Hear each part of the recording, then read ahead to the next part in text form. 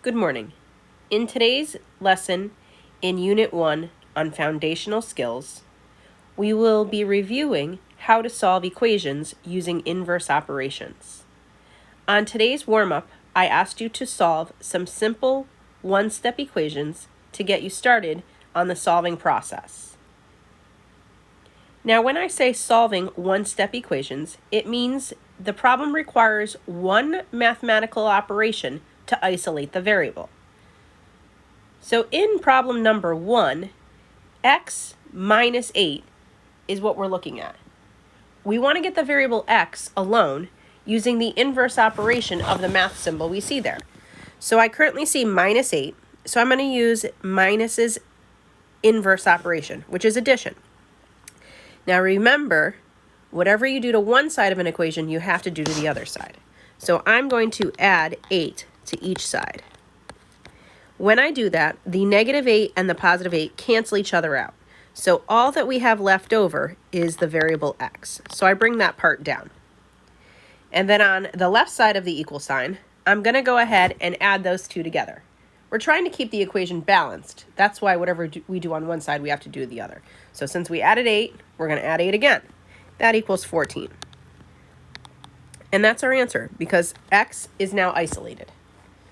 So is that true? 14 minus 8 equals 6? Yes, that is true. 14 minus 8 does, in fact, equal 6. Okay, on number 2, we have the variable x, and a 5 is being added to it. So we want to undo the property of addition using subtraction, because those are opposite operations.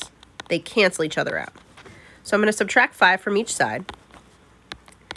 X is now isolated. And on the right side of the equal sign, we have to subtract. So what is 4 minus 5? Well, that actually equals negative 1, because we're subtracting a number bigger than 4. So our answer will be negative. On number 3, we have 4x equals negative 32. Now I find that students often forget that there is an invisible multiplication symbol in between the variable and the constant. So this is actually 4 times x equals negative 32. So in this equation, the operation we're trying to undo, or use the inverse of, is multiplication. And what is multiplication's inverse? Hopefully you remember, it's division. So I'm going to divide on each side. Now when I show solving and I divide, I use a fraction bar. A fraction bar is the same thing as a division sign. So I'm going to divide by 4 to cancel out the multiply by 4. And whatever I do to one side, I'm going to make sure I do to the other side. So now the multiply by 4 and the divide by 4 cancel each other out. So I have x left over and negative 32 divided by positive 4. That's a negative divided by a positive. That's going to equal a negative number, negative 8. Now, if you had your calculators, you would have been able to type that in if you didn't know that off the top of your head. Now in number 4, it looks like a fraction. But as we just talked about in number 3, when you see a fraction bar, it's the same thing as a division sign. So number 4 actually says x divided by 7. So we want to cancel out the divide by 7. So we have to use division's inverse operation, and that's multiply. So the way that I show this is by multiplying on one side, and of course, whatever I do to one side, I need to make sure I do to the other side as well. So the multiply by 7 cancels out the divide by 7, because they're opposites, and we end up with x equaling 28 when you multiply 4 times 7.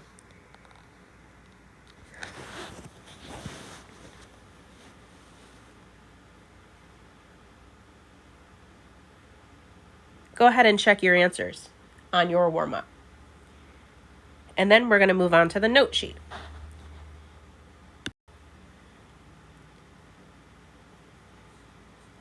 Okay, in the note sheet, we are solving equations, and it tells us on the side what type of equation we're solving.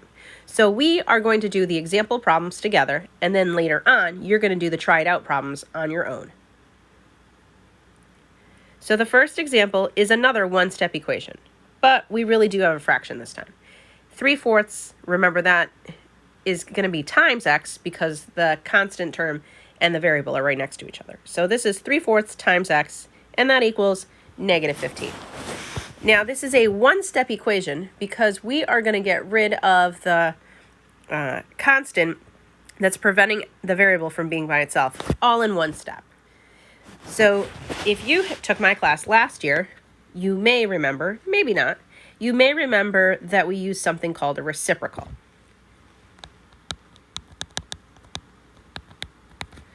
And if we have a fraction like a over b, its reciprocal is b over a, and they are inverses of each other.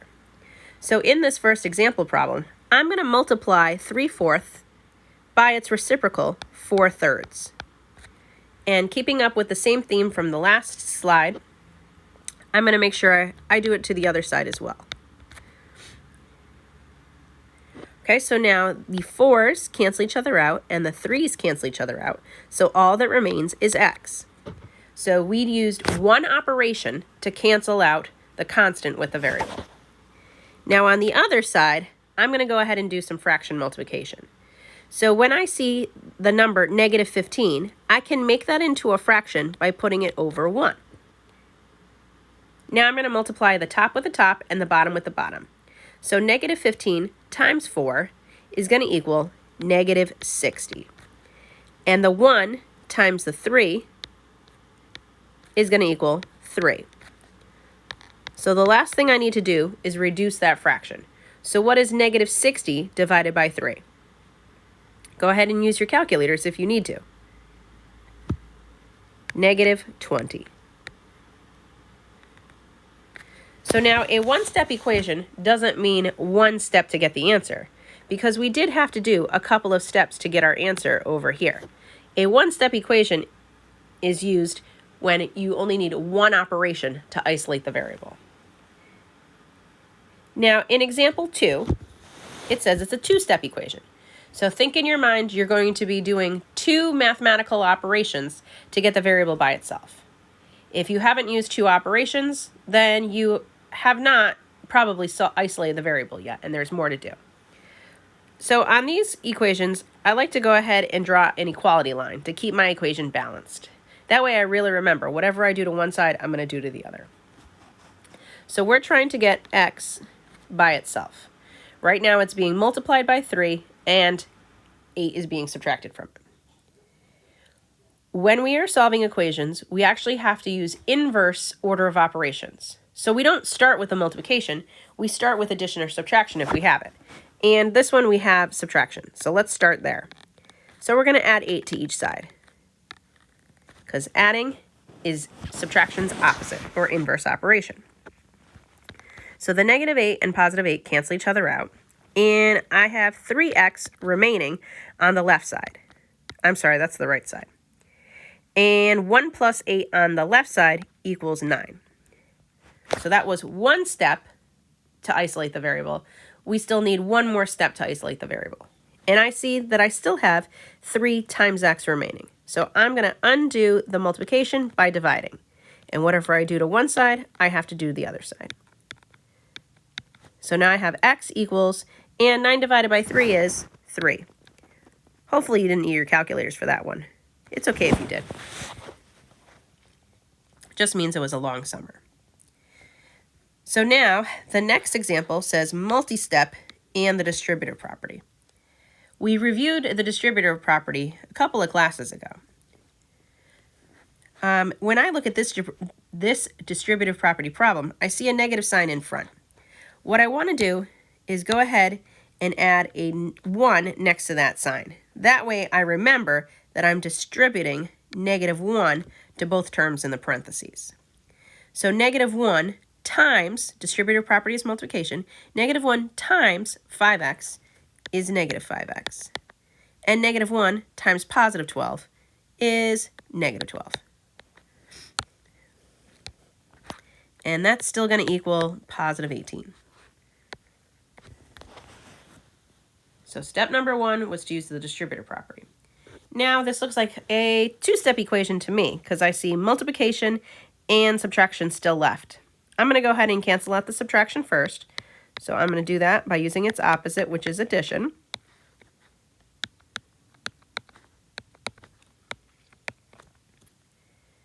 And then I'm going to divide by -5 to undo the multiplication. And it turns out x is equal to -6.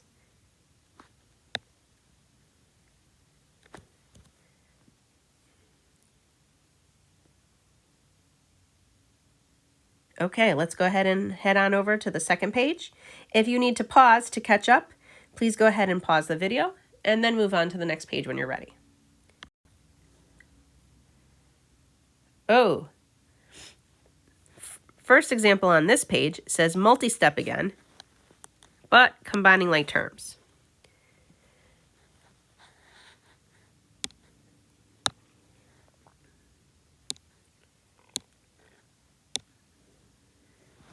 Do you see what I see? When I look at this example, on the right side of the equation, I see there's a 4x and I see there's a plus 8x. When we reviewed combining like terms a few classes ago, I told you to circle the like terms in the same color. So I'm circling both of these in red. And now I'm going to make sure I use the operation that is between them. So 4x, and because that's a positive 8, that means we have 4 x's and 8 more x's, which is a grand total of 12 x's. Okay, so step number 1 was to combine the like terms. I'm going to bring all the other math down that I haven't used yet, which is a -4 at the beginning and a -16 in the middle. Okay, I'm ready to begin solving. So I'm going to draw my equality line. I'm going to go ahead and add 16. -4 plus 16 is the same thing as 16 minus 4, which is 12. On the right-hand side, we still have a 12x left over. So that means 12 times x. We're going to get rid of that multiplication by dividing. And finally, we have to take 12 and divide it by 12. The answer to that is 1.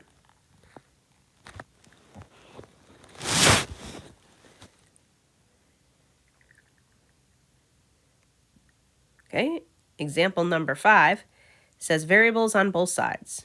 Well, what does that mean?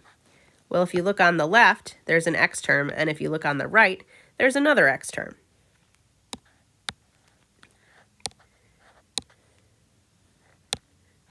I'm going to go ahead and draw my equality line, because this isn't a multi-step variables on both sides. It's just a regular variables on both sides. So last year in my class, we felt comfortable when the variable term was on the left side of the equation. So what we did was we brought the variable term to the left side however we could. So in this equation, I see there's a positive 2x. So we're going to use its opposite, which is a negative 2x. And whatever we do to one side, we want to make sure we do to the other side. So now I have negative 2x and another negative 2x. That's a grand total of negative 4x. I still have a 13 that I haven't touched yet, so I'm going to bring that down. And I have a negative 3 that I haven't touched yet. I'm going to bring that down as well. Remember, we're trying to isolate x. So the next thing I want to do, this looks like a two-step equation now that we've got all the variable terms combined, is I want to get rid of the positive 13 using its opposite, which is a negative 13 or a subtract 13.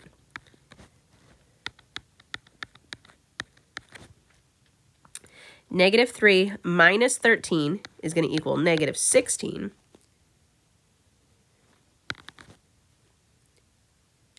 And I'm going to divide by negative 4 to cancel out the invisible multiplication. Now on this equation, we are dividing a negative by another negative. That means our result is going to be positive. Positive what? Well, negative 16 divided by negative 4 is positive 4.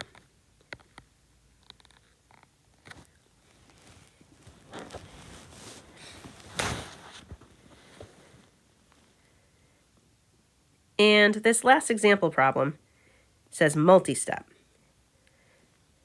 when I look at this example problem, I see I have an x term on the left side. I see I have an x term on the right side. I see I have another x term on the right side.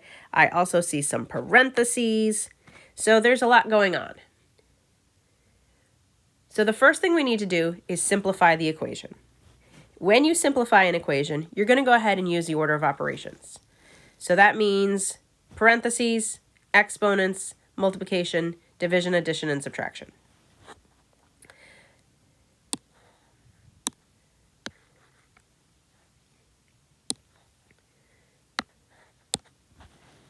So the first thing I'm going to do is take care of multiplication using the distributive property.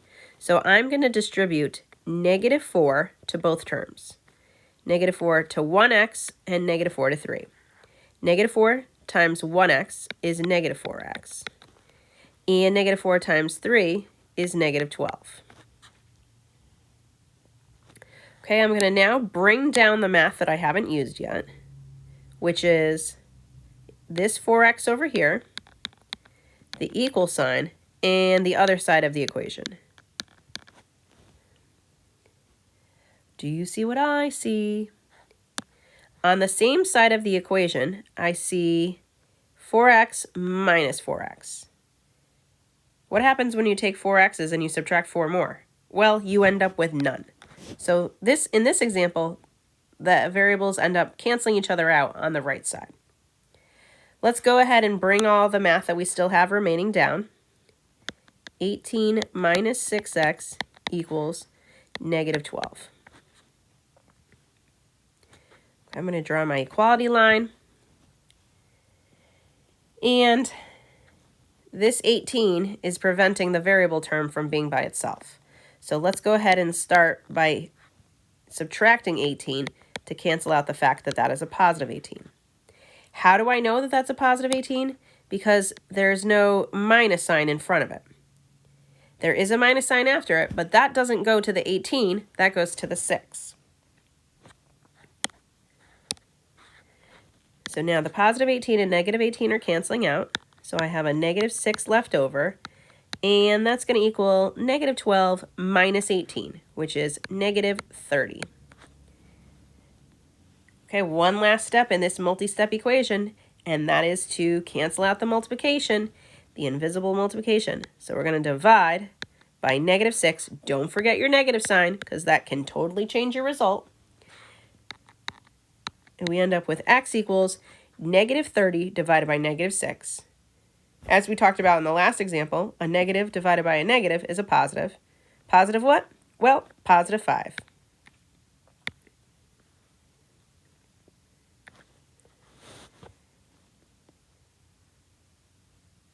Okay, this completes our review examples of solving equations. It's now your turn to do the try it out problems.